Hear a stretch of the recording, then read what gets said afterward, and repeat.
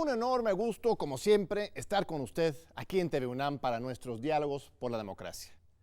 Nuestro tema de hoy es un asunto que nos afecta a todos y todas: la corrupción y la impunidad.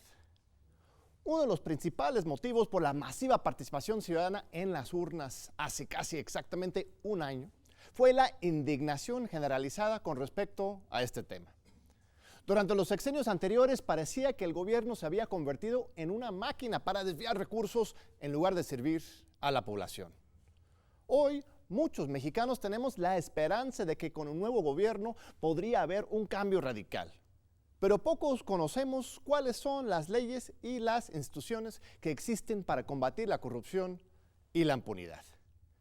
Hoy conversaremos con una de las personas más importantes en esta lucha, el maestro David Colmenares, el nuevo auditor superior de la Federación. Esta importante institución pertenece al Poder Legislativo y cuenta con amplias facultades para fiscalizar, de manera autónoma e independiente, el buen ejercicio del presupuesto federal por cualquier entidad pública federal, estatal, municipal e incluso por el sector privado, los sindicatos o las organizaciones de la sociedad civil. Dentro del contexto de colapso y desprestigio institucional que marcó las últimas décadas del país, la Auditoría Superior de la Federación ha sido una de las pocas instituciones del Estado mexicano que se ha destacado por su eficacia e independencia. Por ejemplo, la auditoría es el órgano de fiscalización más transparente en toda América Latina, con una calificación de 95 de 100 con respecto a la disponibilidad de información para la ciudadanía. Recordemos que fueron las investigaciones de la auditoría que aportaron los datos necesarios para entender y develar la famosa estafa maestra, donde el gobierno de Enrique Peña Nieto supuestamente hubiera desviado más de 3,000 millones de pesos por medio de universidades públicas y contratos irregulares con más de 120 empresas fantasmas o que simplemente no estaban capacitados para cumplir con los contratos. Las investigaciones de la auditoría también han sido fundamentales para descubrir enormes desvíos en las entidades federativas. Muchas veces los mecanismos de control interno y externo en los estados no son plenamente independientes o profesionales, y los gobernadores actúan como reyes o señores feudales. Algunos de los casos más llamativos descubiertos por la Auditoría Superior de la Federación en años recientes son los de Veracruz, con irregularidades que suman 56,000 millones de pesos. Michoacán, con 33 millones de pesos. Chiapas, con 16,000 millones de pesos. La auditoría ha presentado docenas de denuncias penales por estos inaceptables desvíos. 56 en Veracruz, 21 en Michoacán y 16 en Chiapas, entre muchos más. Lamentablemente, estas denuncias suelen dormir el sueño de los justos en manos de las procuradurías correspondientes. Esta terrible impunidad es la que genera el caldo de cultivo para la corrupción. Por ejemplo, de acuerdo con el Índice de Percepción de la Corrupción de la Organización Transparencia Internacional, México es hoy uno de los países más corruptos de América Latina y el mundo. Nuestro país se encuentra en el lugar 138 de 180 países evaluados, con una muy baja calificación de 28 en una escala de 100. México hoy se encuentra empatado con Guinea, Líbano e Irán, y atrás de Honduras, Bolivia, Nepal y Malawi, entre muchos otros países del mundo. Ahora bien, pocos saben, pero entre 2015 y 2016 se creó un nuevo Sistema Nacional Anticorrupción para acabar con este cáncer y reducir los índices de impunidad.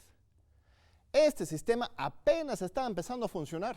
Hace unos meses por fin se nombró a la primera fiscal especializada en combate a la corrupción, la doctora Luz Mijangos. Sin embargo, todavía falta el nombramiento de los nuevos magistrados especializados en combate a la corrupción del Tribunal Federal de Justicia Administrativa. La Auditoría Superior de la Federación es un elemento central en esta lucha, junto con la Secretaría de Función Pública, el Instituto Nacional de Transparencia, Acceso a la Información Pública y Protección de Datos Personales y el nuevo Comité de Participación Ciudadana, desde luego.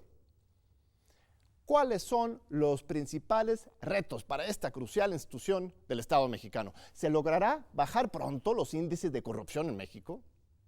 Sobre estos temas hablaremos en unos momentos con David Colmenares, pero primero vamos con el libro de la semana con Walter Arellano. No te vayas.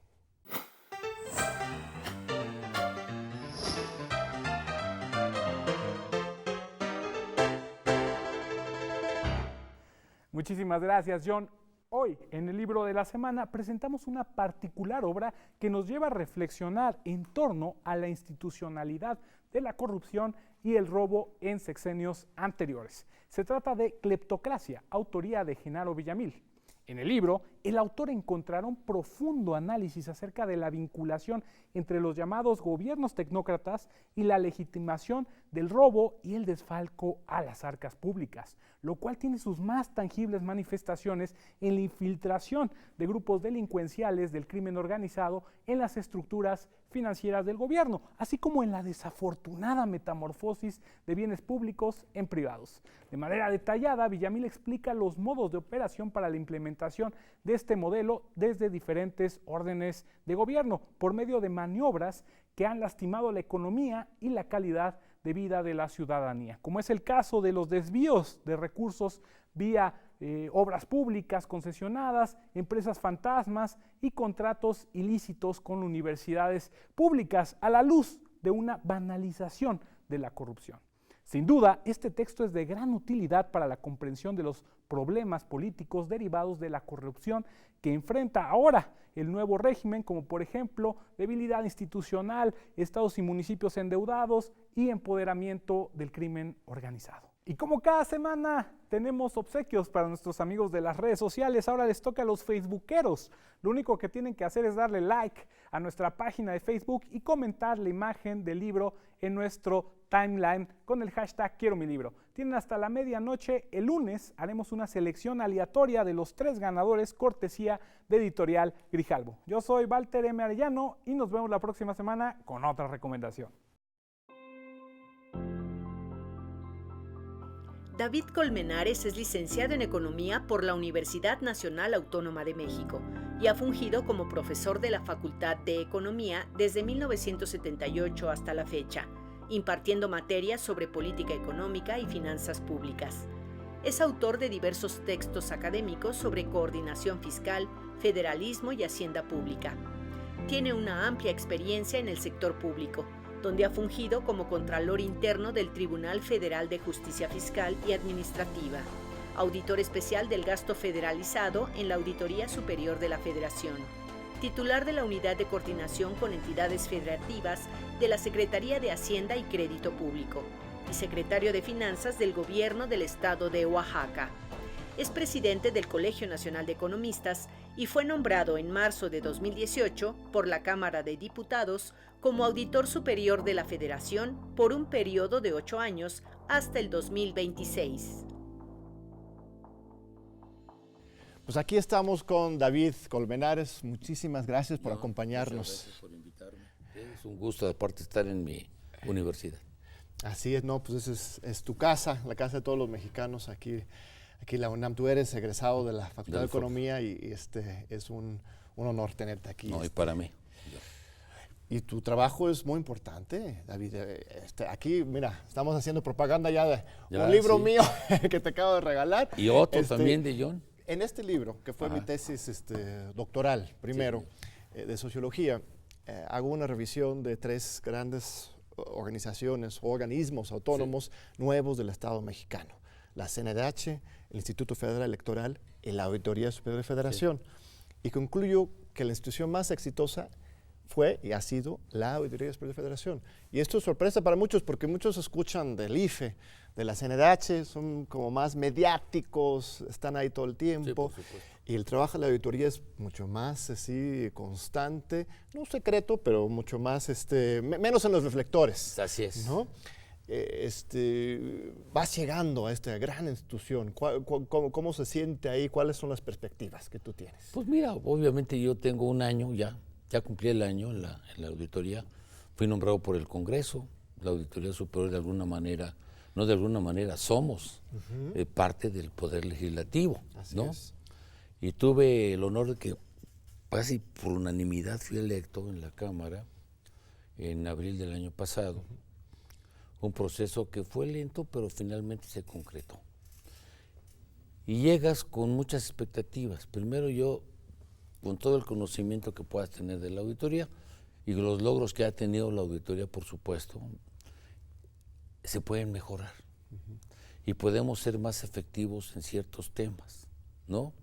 Por ejemplo, la función de la auditoría es, por un lado, obviamente, detectar las desviaciones en el ejercicio del gasto público. Y de ahí, obviamente, hacer las observaciones correspondientes, que tienen sus periodos. También es lento el proceso, porque cuando terminas una auditoría, tienes un proceso de aclaración. Así es, la confronta. Las confrontas, ¿no?, ¿no?, que le llamaban, ¿sí?, para aclaración o para ratificación de que fueron conductas incorrectas. Y estás siguiendo un camino hasta que llegas finalmente a la elaboración de un pliego de responsabilidades. Y entre las cosas fundamentales que tienes que señalar es la necesidad de tener reintegros, reintegros de los recursos. Reintegros. O sea, el reintegro es para explicar al público, porque Sí. no todos son especialistas. Sí. Es cuando encuentras una irregularidad y a partir de encontrarlo obligas o de alguna forma recuperas el recurso de una empresa o un funcionario que lo haya desviado. Sí, no, pero primero tienes que hacer, ¿cuál era la mecánica? Por ejemplo, en gasto federalizado, que es el 73% de Que es el las dinero que va a los auditorías. estados. Es el dinero que va a los estados y a los municipios. Tú observas que hubo desviación en el manejo de unos recursos. La primera observación es, antes de que detectes si fue dolo, si fue delito, si fue simplemente un entendimiento de la norma, es el que se reintegren los recursos. Se reintegran los recursos Que no fueron debidamente comprobadas. Así es, y entonces damos parte a las contralorías internas. Claro. Y la Contraloría Interna es la que determina si hubo dolo o algún delito que perseguir.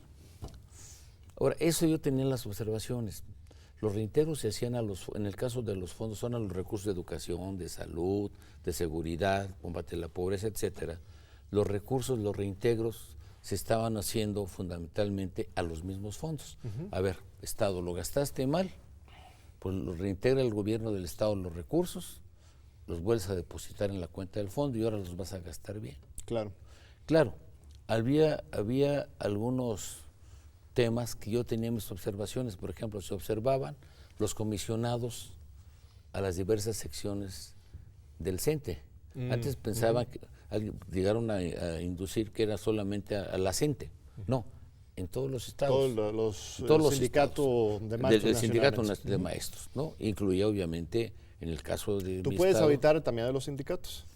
No he auditado, no hemos auditado ninguno, pero podríamos. Pero podrías. Podríamos. ¿A los partidos? A los partidos no. Y ayer tuvimos una reunión muy interesante con el IFE, ¿sí?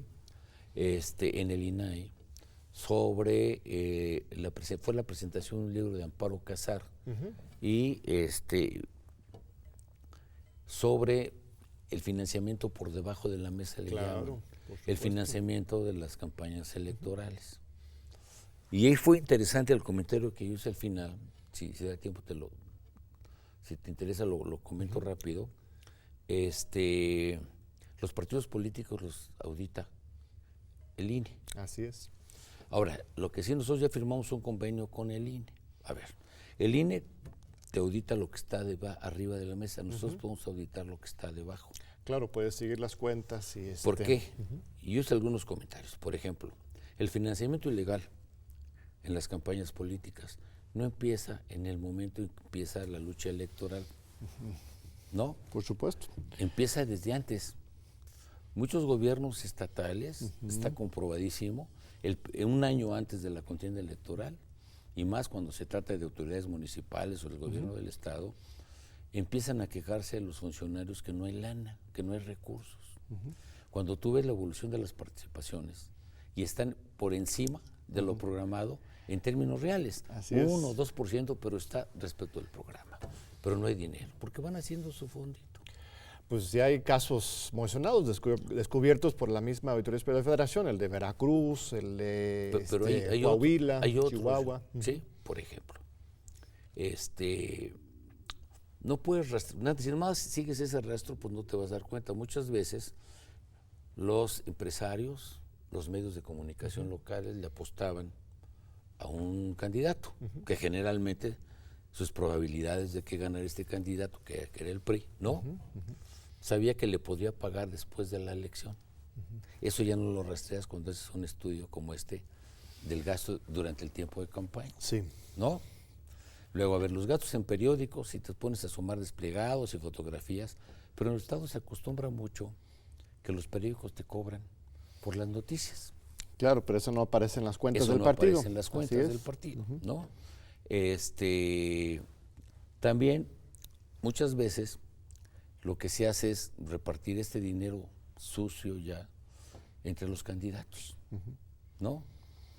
Claro, y no hay estamos un- hablando del financiamiento hay un- privado, ni el del narcotráfico, ni nada de eso. Estamos solamente hablando ¿Podría filtrarse por ahí? sí, del ¿no? dinero público, Eso no se sabe, sí. que es lo que a nosotros nos toca Exacto. En teoría, la revisar. Auditoría Superior de la Federación puede seguir cada peso. Así es. ¿No? En la cuestión electoral tiene ciertas complejidades, Inclusive con el sector privado. pero así es. Por ejemplo, si hubo recursos de NINADEM, del programa Eso. que estaba en la Secretaría de Economía, que lo entregas a un organismo empresarial. Y X, puedes ir ahí a ver que se gastó correctamente. y ya traemos una denuncia en un organismo empresarial, que no lo menciono, ¿no? Para Claro. que no se enojen, pero ya empezamos la auditoría. Pues ese es el mecanismo de la estafa maestra famosa que también Sí. descubrió la Auditoría Superior de la Federación. Así Es, es. pasan dinero a universidades autónomas y luego ellos a una ONG, una empresa, y luego otra, en términos de, para intentar perder el rasgo. Pero la auditoría puede llegar hasta el fondo. Lo ¿no? lo que te comentaba también hace poco, John. Hemos ya recurrido a la tecnología del Big Data. Hemos tenido ya grandes avances. Claro. Y con nuestro propio esfuerzo, con la ayuda de una o dos personas externas, obviamente, gracias al Sistema Nacional Anticorrupción y está en la ley, pues tenemos acceso a la información Claro. fundamental, a la de la UIF, a la del SAT, ¿no? Ahora mencionas un tema muy importante que Sí. me adelantaste con respecto al Sistema Nacional Anticorrupción. Es un tema muy debatido. Se hizo una gran reforma hace un par de años para intentar poner orden a esta Así telaraña de diferentes instituciones. Aquí está saliendo, tú eres el auditor externo, pero cada gobierno, tanto los estados y el federal, tienen sus Sus auditores internos, de control interno, sus secretaria de la Función Pública Federal o como se llaman en Sí, diferentes estados. Y también tienen sus auditorías, y también sus institutos de transparencia, y también sus Contralorías, procuradurías. sí, claro. Y entonces es una cosa que se ve muy complicado. Con el establecimiento del Sistema Nacional Anticorrupción, se buscó, por lo menos teóricamente, poner la organización y coordinación a todo esto. Tú que vas llegando ahí, que tienes la mirada fresca, ¿cómo ves? ¿Está caminando bien? ¿Hay que reformarla? No, yo creo que hay que fortalecerla. Mira, tiene varios ejes. Está el Sistema Nacional de Fiscalización, donde la Secretaría de la Función Pública y la Auditoría Superior somos los ejes. Y tenemos con nosotros a la Organización de Contralores, ¿sí? De los estados fundamentalmente, porque los otros son nombrados por la Secretaría de la Función Pública, los del gobierno federal, y los auditores superiores de los estados. Que eso sí, en ambos casos, contralores y auditores, pues son nombrados unos directamente por los gobernadores, porque son parte de su estructura, y cuya función puede ser desde preventiva hasta otra cosa. Y los auditores superiores de los estados, que en la mayoría son nombrados por los congresos locales, pero a propuesta del gobernador. Claro, Entonces, si luego hay un tú vínculo. mandas una terna de 3, hay un vínculo. Hay algunos que se han pasado. Yo he llegado a detectar auditores, 2, 3 casos de auditores, no ahorita, también hace 2, 3 años, de auditores estatales que iban a gestionar a la auditoría asuntos del señor gobernador, cuando supuestamente eres autónomo. Dependiendo del Poder Legislativo o autónomo en algunos casos. ¿no? Entonces, dependiendo del poder legislativo, pues, pero Sí, van a no tienen caber- para qué estar representando al gobernador. Cuando en llego el acá, espacio. la primera reunión que tuve con los auditores fue: yo no voy a tolerar que ninguno de ustedes venga a gestionar un asunto del señor gobernador. Claro. Y al final de la comida se me acerca uno, señor licenciado, le quiero decir que el señor gobernador anterior me está pidiendo que se le puede dar una cita. Le digo, pues no les acabo de decir. ¿Eh? Ya no digo el nombre para no quemarlos, ¿no? Sí, pero es esa cultura, mucha gente habla de la cultura, de la corrupción en México, Sí, sí. de la ciudadanía. Yo critico eso mucho. Yo creo que los mexicanos somos, al final de cuentas, honestos, Así tenemos es. mucha integridad, hemos sido pervertida esa cultura por muchas prácticas, pero en la ciencia tenemos una buena esencia. Pero esa cultura de la simulación, de la impunidad arriba, pues sigue muy atrincherado, ¿no? No, por supuesto. Y volviendo al tema, el tema de los gastos electorales, que puede ser la ventana más reconocida, ¿no? Ayer hablaban de que habían estimado que el costo de una campaña eran de 500 millones de pesos. ¿De una campaña de cuál nivel? De nivel gobernador. Ajá, 500 millones. Sí, el estimado... El estimado por los autores del libro, que eran, Amparo. Los Ugalde, ¿no? Sí. Entonces, está bien, es una buena aproximación la que ellos hacen, desde luego. La estimación habría que valorarla, porque no es lo mismo, una campaña en un estado como Oaxaca, con 417 municipios de usos y costumbres, donde el sistema de partidos no funciona en esos municipios, sino son las asambleas las que deciden, y te duran un año en el cargo. Que también ha habido críticas al sistema de usos y costumbres, en el sentido de que ser asambleas abiertas, pues el cacique puede influir, ¿no? Claro. Pero en el resto de los estados, evidentemente que una campaña aparentemente es más caro en el norte, pero en el sur es muy costoso el traslado. Claro. Y se gasta mucho dinero en las movilizaciones, todos sabemos que, por ejemplo, yo recuerdo la elección del ingeniero Cárdenas, pues el ingeniero Cárdenas ganó. Y sin embargo, se fue moviendo. Yo recuerdo que hubo una escena donde Salgado Macedonio de Guerrero encuentra una bolsa en el río y va y la avienta en el Congreso de ese estado. Las boletas. Y eran las boletas medio quemadas, ¿no? Entonces, eso afortunadamente creo que ya está empezando. Bueno, yo creo que no se ha acabado todavía. Justamente hace falta este trabajo aguerrido y activista de la Auditoría Superior de Federación, del INE, de todos los órganos de control, porque si bien en el 1 de julio hubo una especie de revolución ciudadana, queremos cambio, las viejas prácticas siguen ahí, por todos lados. No, por supuesto. Y si no aprovechamos para poner las reglas claras, porque el que utiliza dinero indebido para llegar, ¿no? Sí. Luego cuando llega tiene que pagar esos favores, ¿no? Por supuesto. Y además acumular para la siguiente victoria. Entonces es todo un ciclo vicioso que si no lo rompemos, que todavía no está roto, yo digo. Es lo que le decía ayer, el gasto de las campañas empieza mucho antes de que empiecen las campañas. Claro. Y el gasto de las campañas sigue después de que pasan las campañas. Así es. Y entonces antes era predecible quién iba a ganar. Entonces a esos le apostaban, ¿o no? No se vayan porque vamos a seguir ahora con la segunda parte de nuestra entrevista con David Colmenares, el auditor superior de la Federación. Te esperamos. Pues aquí seguimos con el auditor Colmenares. Mira, a ver, una pregunta que te hice en el primer bloque todavía sobre el tema del Sistema Nacional Anticorrupción, que dices que hay que fortalecerlo. ¿Cómo? Te voy a decir. ¿Implica alguna reforma de la ley o no estarías de acuerdo? No, yo creo que simplemente significa, primero ya se avanzó con el nombramiento, por ejemplo, del fiscal general, claro, de la fiscal anticorrupción. Sí, la Fiscalía Especializada de los Mijangos. Sí, de los Mijangos. Hay que apoyarlos. Los cambios que acaban de hacerse en la Fiscalía General, yo creo que van a ser para ir hacia adelante y destrabar. Miren, la auditoría, todas las denuncias que había, que eran 904 más o menos, ninguna había trascendido de la PGR. Mira, eso es un muy importante punto porque se presentaban las denuncias, pero no pasaba nada. Se quedaba en saco roto. O estaban ni teníamos procurador durante año y medio. Y llegando empezamos a instalar una mesa con ellos para tratar de revisar los temas pues, que deberían de salir, ¿no?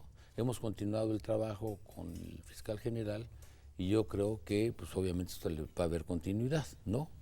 Y van a mejorar los resultados y los tiempos. Ese es un tema fundamental. Ahora, el sistema. En el sistema está integrado, al final, el de fiscalización, te decía, ahí estamos función pública nosotros.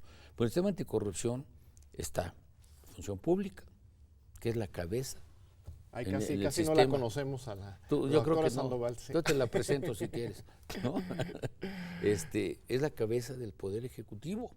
Esto engloba a la Secretaría de Hacienda, a sus organismos como la UIF. O sea, Hacienda es una mina de información presupuestal y fiscal. Estamos nosotros, ¿sí? Están, ¿cómo se llama? Creo que somos el eje, pero estamos nosotros, está la judicatura, o sea, los 3 poderes, pero además hay 3 organismos autónomos. Estaba el INAI, o está el INAI, que no me escuchen, ni porque dije está el INAI, está el Tribunal de Justicia Administrativa y hoy ya está la Fiscalía Anticorrupción, la de la doctora Mijangos. Claro. Y está el Comité de Participación Ciudadana. Entonces, la clave de esto, en serio, somos la función pública y la Auditoría Superior. Claro, en la medida que nosotros y el pulso. fortalezcamos, porque aparte tenemos cobertura nacional, ambos, ¿no? Así es. Y complementemos nuestras funciones, por ahí vamos a poder desatar y avanzar en el fortalecimiento del sistema. Obviamente que falta la parte del tribunal, ¿no? Yo no sé si vaya a ser una sala especial, sí, faltan los nombramientos de todos los magistrados, la sala. O vaya 2, 3, haya o no haya sala, pero los magistrados responsables del tema. Finalmente. ¿Y esa propuesta de Monreal de ampliar la Suprema Corte con una sala allá, te parece lógica? Pues mira, la verdad yo no le entiendo. No le entiendo por esto, porque finalmente la Corte ya tiene su espacio. Claro. En el sistema, ¿no? Y a través de la judicatura. Entonces, pues a lo mejor pueden ser medidas que ayuden, no sé, no estoy seguro, pero no es en cambios hacia adentro. Yo creo que es en parte, es la coordinación. Claro. La coordinación, porque finalmente estamos por lo mismo. Y lo que no podemos hacer unos, lo pueden hacer los otros. Ahora, en el sistema podemos invitar, obviamente, a nuestras reuniones, dependiendo del tema que se toque, pues a la UIF, al SAT, al INE, sí. al INE, etcétera, ¿no? A todos los que tengan que ver de alguna manera con la fiscalización de los recursos públicos. Claro. Ahora, la auditoría tenemos una ventaja ya, desde 2015 nos aumentó la carga de trabajo, porque ahora ya podemos revisar las participaciones. Claro. Que de acuerdo a la Ley de Coordinación Fiscal son recursos propios de los estados y los municipios. Sin embargo, se encontraron lagunas en la fiscalización, lo que te mencionaba de las auditorías superiores de los estados, que las tenemos que fortalecer y lograr su autonomía, que nos dieron esa facultad. Inicialmente, pues había desconcierto, que se revisaba cómo se distribuían las participaciones a los municipios. Nosotros estamos entrando ya a revisar rubros de gasto estatal, por ejemplo, sistemas estatales de educación básica. En este país 16 estados tienen subsistema estatal, 16 no.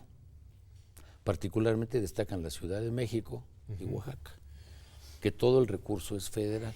Claro. Ahora está la iniciativa del presidente de volver a centralizar, eso sería muy bueno, el sistema desconcentrado, porque en 92 se desconcentró la educación. Para gasto educativo, también tenía otra propuesta de centralización de las compras del gobierno federal. ¿Eso lo ves factible? Eso lo veo factible, ¿sí? Pero difícil, por supuesto, ¿no? ¿Pero efectivo para combatir la corrupción? ¿Es una buena idea? Yo creo que ayuda, claro que ayuda.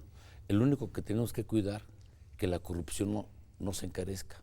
O sea, si tienes 32 proveedores de algún medicamento y ahora vas a tener uno solo, pues tienes que ser muy cuidadoso. No, pues todavía puedes tener, los proveedores no tienen que reducirse necesariamente, nada más la unidad de compra se centraliza en lugar de que todos tengan sus oficiales mayores. Es un trabajal para la Secretaría de Hacienda, terrible. Sí, claro.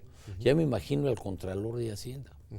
Fíjate, tiene que revisar la subse de egresos, la oficialía mayor, así es, el SAT, que tiene áreas muy, muy delicadas, la tesorería de la Federación, ¿no?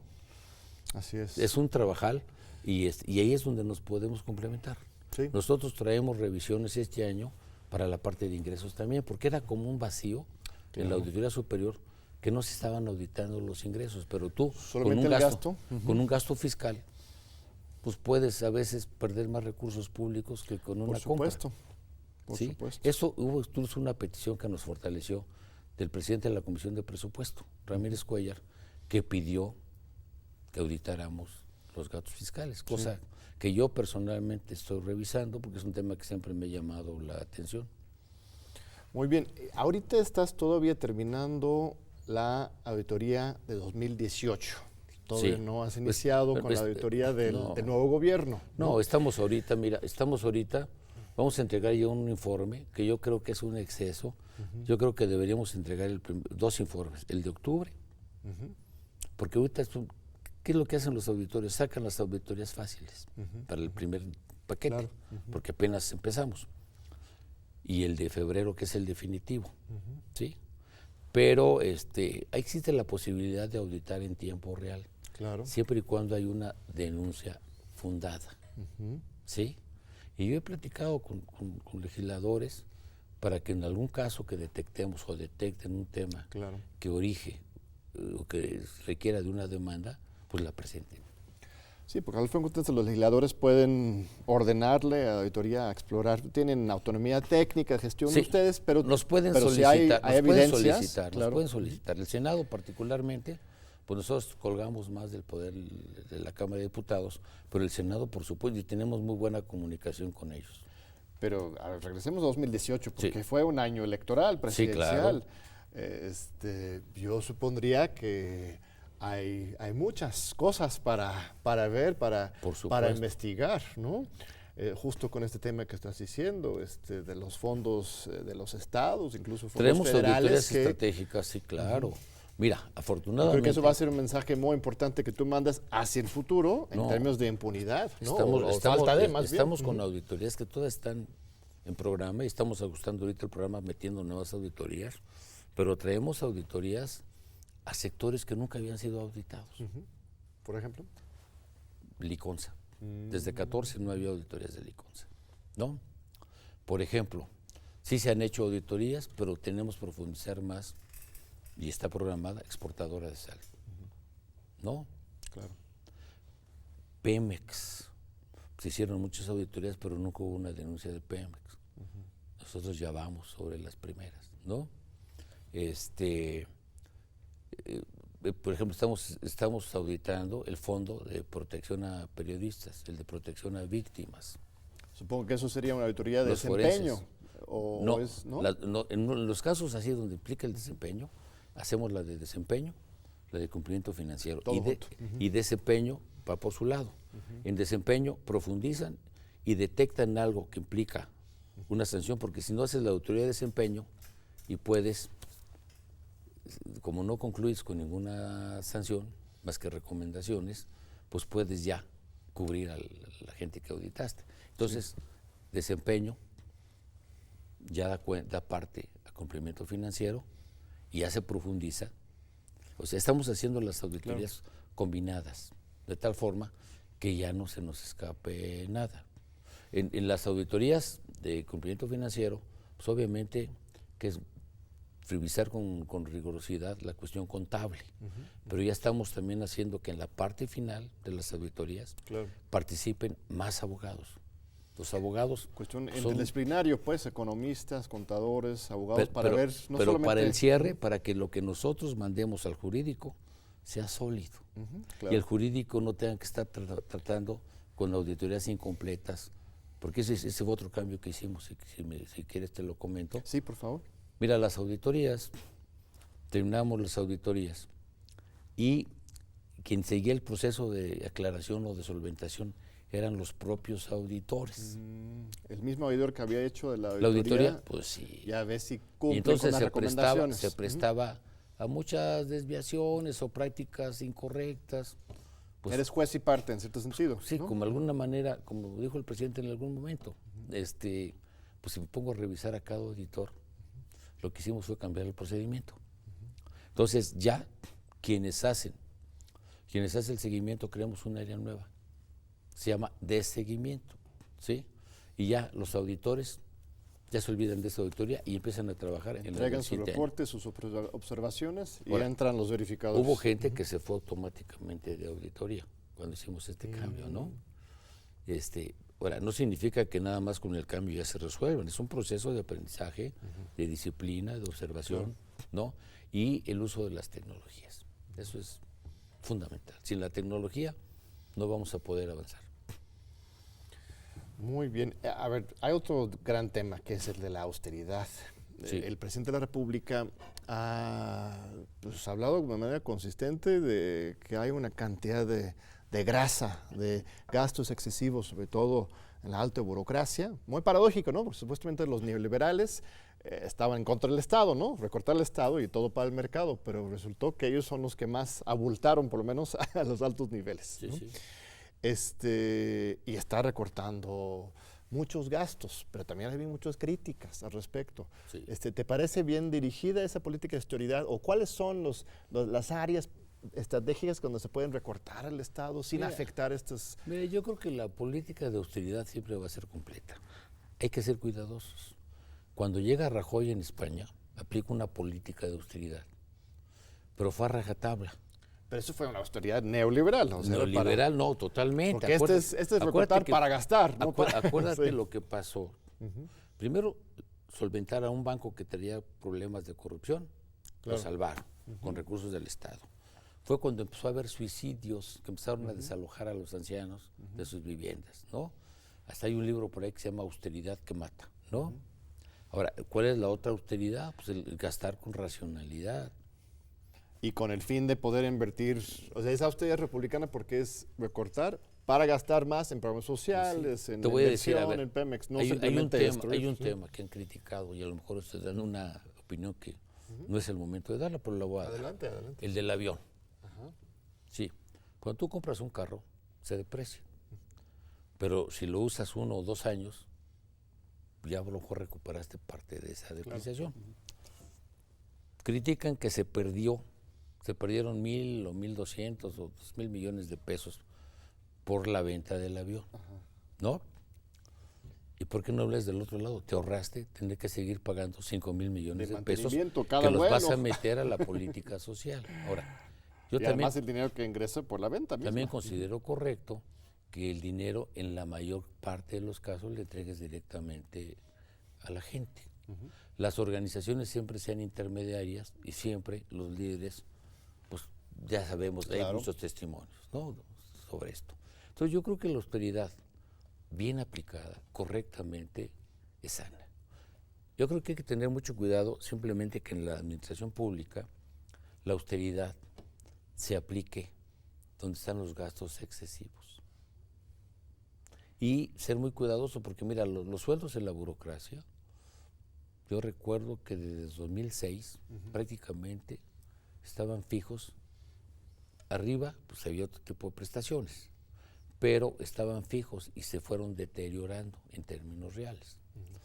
La reducción, pues por supuesto, fue importante, pero hay una salida también que viene, es la cuestión en algunas áreas. Acuérdate que está lo que llaman el gasto de, ¿cómo se llama? El costo de la especialización. Tengo entendido, por ahí vi alguna nota, que ya la Fiscalía General ya lo aplicó. Nosotros no hemos hecho nada al respecto todavía, pero obviamente lo vamos a plantear, ¿no? Porque sí, efectivamente algunos cuadros se nos fueron. Sí. ¿Sí? Sin embargo, yo creo que efectivamente el derroche, lo que comentábamos del gasto electoral, el gasto en medios de comunicación, ¿no? El gasto con los intermediarios, era un exceso. Los delegados de gobierno, eran como 50 y tantos por estado. Por cada estado. Y olvídate lo que te ahorras en la parte presupuestaria. Te ahorraste como 23,000, 25,000 plazas. El tema es que lo más relevante era que, así como en los estados hay delegaciones estatales, ¿sí? Con sus propios delegados, a nivel federal ahora hay un delegado político. Toda la estructura de operación sigue operando, porque los delegados, tengo entendido, que no tienen ninguna operación de recursos. Son de desarrollo social ahorita, pero sí. Se Sí. tiene que hacer toda la Sí, organización. porque, Sí. por ejemplo, el SAT no tiene delegaciones. Y tú no podrías fusionar el SAT porque tiene sus administraciones. Claro. David, perdón, pero me estaba avisando que ya se nos acabó esta parte de la entrevista. Perdón. Nos quedamos a la mitad del tema de la austeridad, pero si nos aceptas la invitación, vienen unos estudiantes que quieren dialogar contigo y ahí vamos redondeando los temas. Se me hizo muy rápido. Sí, muy rápido, muy amena la plática. Bueno, no se vaya, ahorita vamos con la recomendación de la semana y regresamos para la última parte con los jóvenes. El auditor David Colmenares.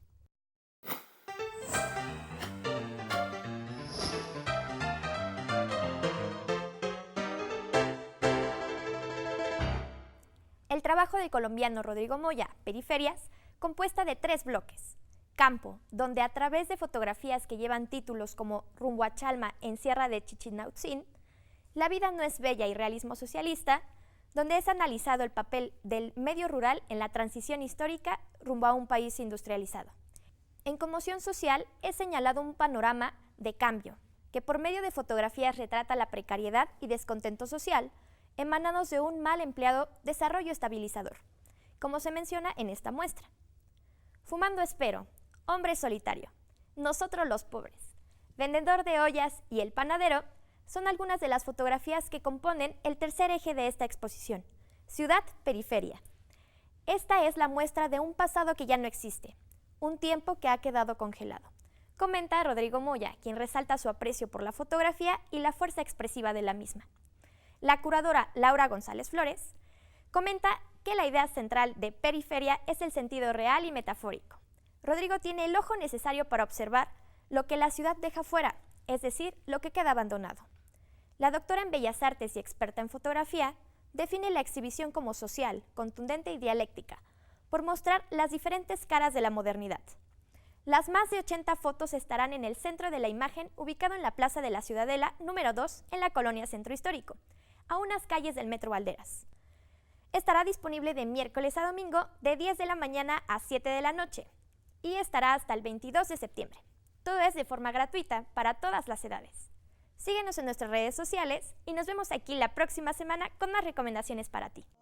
A mí no se me escapa los que borraron del mapa, los 43 perdidos de Ayotzinapa. Jamás los encontraron ni dieron explicaciones, mientras los políticos tranquilos en sus mansiones. Hay mucha corrupción, ya nadie tiene confianza. Crecieron con la idea que el que no tranza no avanza. La gente que más tiene les roba lo que les falta, y por falta de trabajo cualquier persona te asalta.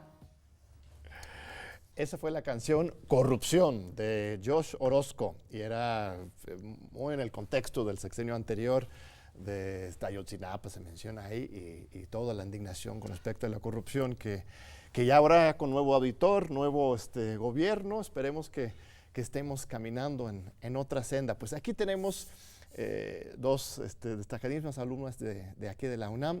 Empezamos con Rosario, si quieres. Hola, agradezco mucho la invitación. Mi nombre es Rosario Ubaldo, curso el 8º semestre de la carrera de Ciencia Política y Administración Pública de la Facultad de Ciencias Políticas y Sociales. Mi pregunta va referida a lo siguiente. Sabemos que la auditoría genera información de gran relevancia para la ciudadanía. Sin embargo, ¿existe algún mecanismo para simplificar esa información que muchas veces suele ser muy técnica y hasta extensa para que la ciudadanía se constituya como un pilar para el combate a la corrupción? Fíjate que sí, afortunadamente sí. Una diputada de la Comisión de Vigilancia en algún momento hizo el comentario de que efectivamente era muy densas leer los informes completos de auditoría.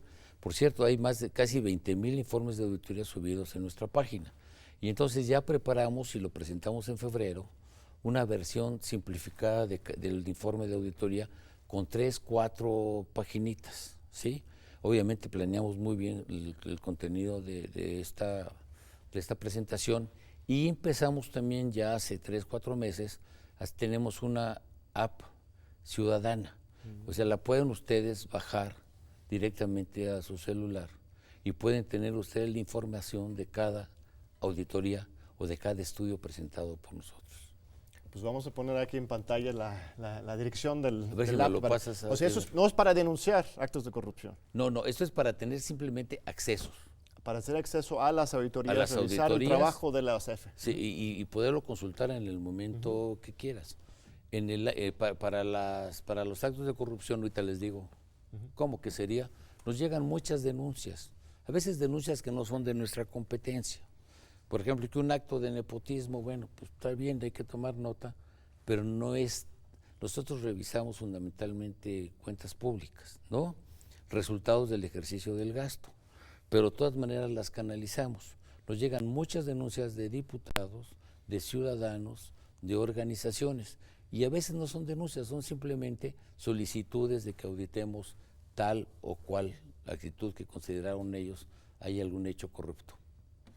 Y entonces eso directamente en la dirección de la propia auditoría pueden llegar y son atendidas todas. Muchas gracias. Seguimos con Lucero. Hola, buenas tardes. Es un placer para mí estar en este espacio con ustedes. Mi nombre es Lucero Daniela Ortega Flores.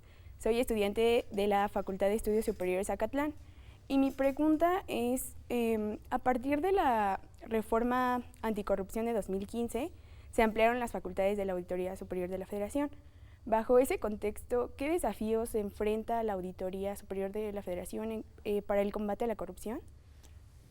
Bueno, sí, efectivamente se ampliaron las facultades, porque le mencionaba a John en la plática, entrevista, era que ya podemos auditar, por ejemplo, las participaciones, que equivalen a un recurso similar o mayor que las transferencias del gasto condicionado, que eran las aportaciones y los convenios y los subsidios como el Seguro Popular, lo de educación y salud. Bueno, tenemos más facultades y por lo tanto tenemos el mismo tipo, el mismo personal.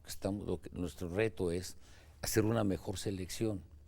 Introducimos ya el método de planeación estratégica, de tal forma que la programación de auditoría sea más eficiente, que ya sepamos que vamos a auditar. En la auditoría fiscal, ¿sí? El SAT, cuando haces una auditoría, y me tocó hacerla hace mucho tiempo, tú tienes tu comité de programación y cuando llegas a auditar al contribuyente, ya traes toda la información del contribuyente. Más que auditar, vas a verificar que lo que tienes, eso es la obligación que tenemos. Estamos avanzando, tenemos ya la relación, por ejemplo, de organismos que nunca habían sido auditados, lo estamos empezando a auditar, pero estamos dando otro enfoque también. Para hacer una auditoría, tenemos que tener toda la información de una parte y de la otra parte. Ahorita esto, obviamente, para nosotros ha sido una fortuna estar en la auditoría en el inicio de esta nueva administración. Cambia el régimen, ¿sí? Y estamos en lo mismo, buscando información que nos permita ser más eficientes. Entonces, sí es un gran reto. Y el gran reto lo afrontamos, le mencionaba lo del Big Data. Nosotros ya podemos saber qué empresas son de reciente creación, qué empresas han sido sancionadas por la Secretaría de la Función Pública o por nosotros, y qué empresas son fantasmas. Ya tenemos la información, por lo menos ya lo tenemos para las entidades federativas, ya lo tenemos para las universidades, ya lo tenemos para los municipios, vamos a entrar a todos los padrones de la Secretaría de Economía, y pero ese trabajo no lo podemos hacer solo si no tuviéramos el apoyo y la colaboración institucional con entidades como la UIF o el SAT. Muy bien, regresamos con Rosario.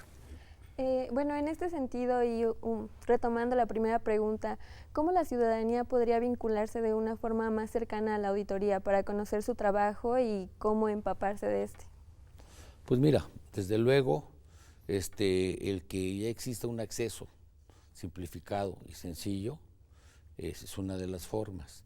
La otra es, por supuesto, a través de la presentación de solicitudes. Ni siquiera tiene que ser una denuncia bien fundamentada, pero también vamos a iniciar un programa intenso de difusión de lo que es la auditoría superior, porque muchas veces hay confusión. Cuando el escándalo de Coahuila en 2011, que apareció la deuda esa oculta, ¿sí?, del gobierno de Coahuila, le pedían mucho al anterior auditor que revisase la auditoría de la deuda de Coahuila. Entonces no teníamos facultades para auditar la deuda de Coahuila. Hoy ya tenemos facultades para revisar la deuda, para ver el destino del manejo de esos recursos.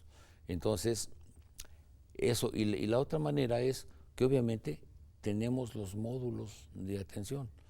Mira, un proyecto muy importante que tenemos, ya lo hemos compartido en la propia Cámara, que es la de la federalización de las auditorías superiores de los estados, por forma tal que pudiéramos tener 4 o 5 delegaciones de supervisión para la recepción de información y el contacto con los estudiantes.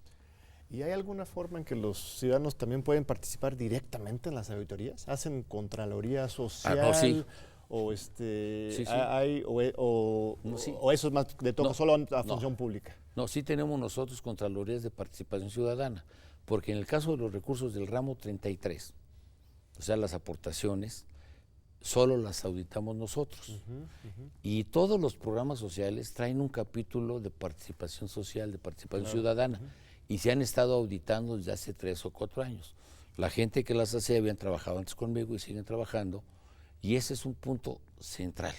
Estamos viendo que muchas veces viene la participación ciudadana, pero en los hechos no funciona. Claro. Yo vivo en Oaxaca y ahí Se simula. a la vuelta de mi casa hay una escuela primaria. Es un ejemplo. Los fines de semana ves a los papás participando, pintando, sembrando, arreglando la escuela, pero no es muy generalizado. Muchas veces se inhibe la participación ciudadana, pues por razones obvias, ¿no? Pero claro que hay mecanismos de participación. Y entonces te digo que por eso empatamos mucho con función pública en nuestras funciones, ¿no? Esto podemos redoblarlo, pero la participación ciudadana es fundamental. Muy bien, regresamos con Lucero. Bueno, a partir de la creación del Sistema Nacional Anticorrupción, ¿qué desafíos, qué dificultades ha tenido la Auditoría Superior de la Federación para coordinarse con los demás integrantes del sistema? Pues mira, no hemos tenido ninguna dificultad, simplemente que al no estar completo el sistema, ya se empezó a completar en esta administración, pues ya tenemos más elementos, ya con las fiscalías anticorrupción y la general, esto nos va a fortalecer. Aparte, yo lo he mencionado, alguna vez me decían que un periodista por ahí decía que yo estaba opinando sobre reforma energética y educativa, si nosotros nomás debíamos sumar y restar, ¿no? O que decían ya en las redes que estábamos quedando bien con el presidente. Ya me dicen, bueno, en serio. Le digo, pues si lo dicen, se lo dicen, digo, pues para mí fue una fortuna llegar a la Auditoría Superior, cuando cambia todo, cuando llega el presidente López Obrador, cuyo discurso fundamental es el combate a la corrupción. Entonces yo lo considero así como un aliado para las razones que tenemos que hacer nosotros, pero también es un compromiso muy fuerte, porque no podemos venir a vegetar en nuestro trabajo, ¿no? O sea, tenemos que dar resultados efectivos, y entonces con los demás organismos pues tenemos obviamente a través de la comunicación, tenemos que obviamente compartir el mismo enfoque, ¿sí? Y esto, hasta ahorita, problemas así, no, lo que tenemos que hacer es que funcione. Sí, y es difícil en un contexto en que no hay tanta corrupción arriba, o esperemos que nada de corrupción arriba, luego los resultados no se ven tan claramente, ¿no? Lo que la gente quiere siempre es sangre, fuego, espectacularidad, ¿no? Cuando realmente la efectividad es la prevención. Yo le decía a uno de los nuevos funcionarios, a Bartlett, digo, senador, dame toda la información. Pues para que hagamos, porque al final también a él le interesa que las cosas estén bien, porque es estratégica la CFE. Y le digo de broma, le digo, a lo mejor el año que entra ya no me quieres dar nada porque te voy a auditar. Pero no, eso es muy importante. O sea, lo que tenemos que hacer es que nuestros mensajes tienen que ser claros, ¿sí? Tiene que haber sangre cuando se lo merezca el que infringió la ley. O sea, no tiene sentido hacer denuncias que no tengan resultados, ¿no? Porque en última instancia como que los vacunas. Yo un día le decía a un gobernador, que no puedo decir su nombre, que lo auditamos en la Secretaría de Hacienda, y me reclamaba, y le digo, mira, finalmente, si pagas lo que te está cobrando el SAT, ya lavaste todo lo que te robaste. Pues sí. Pues sí, ¿no? Es una cultura fuerte que hay que combatir y cambiar. Hay que combatirla. Sí. Un último mensaje, auditor, ya se nos acabó el programa. Pues mira. Tan rápido también la plática, pero a esta verdad, gran comunidad universitaria que te está viendo. Me siento muy contento de estar en TV UNAM. Desde luego, muy honrado que me hayas invitado, John. Contrario. Y muy contento que participen los jóvenes de la universidad, que son como mis alumnos. Yo sigo dando mi clase en la Facultad de Economía, porque me gusta convivir con los jóvenes como ustedes, ¿no? Y entonces, estar en la UNAM, hablar de este tema con John. El tema que nos interesa y nos apasiona a todos. Él no es novato, ya nos mostraba sus libros, ¿no? Gracias. Y aparte, creo que tiene una amiga que está en función pública. Sí, por ahí. Y entonces es un tema que nos preocupa a todos y es apasionante. Entonces estoy muy contento, muy agradecido. Pues muchas gracias, David, por esta visita. Todavía me acuerdo de mi número de cuenta del UNAM, 6700-141. Muy bien, sí, todos la guardamos con mucho cariño y muchas gracias a ustedes por acompañarnos aquí en el programa y gracias a usted por seguir con nosotros en una edición más de Diálogos por la Democracia y te esperamos de nuevo en 8 días. Mientras le compras lujos a tu familia, hay mucha gente que se muere por comida. Y no digo que está mal eso, tenlo presente, pero le das a ellos y le robas a tu gente. Los que confiaron en ti para que seas presidente, te juro que en este mismo momento se arrepiente. Se muere gente día, noche y madrugada, pero tú das tu informe diciendo no pasa nada.